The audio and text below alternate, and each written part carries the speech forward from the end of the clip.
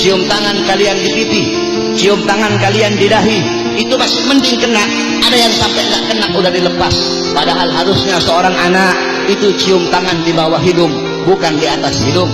Cium tangan di bawah hidung, kemudian dihirup udara tangan itu, tangan orang tua. Begitu cara anak-anak cium tangan. Tapi kenapa anak-anakmu cium tangan di pipi, anak-anakmu cium tangan di dahi?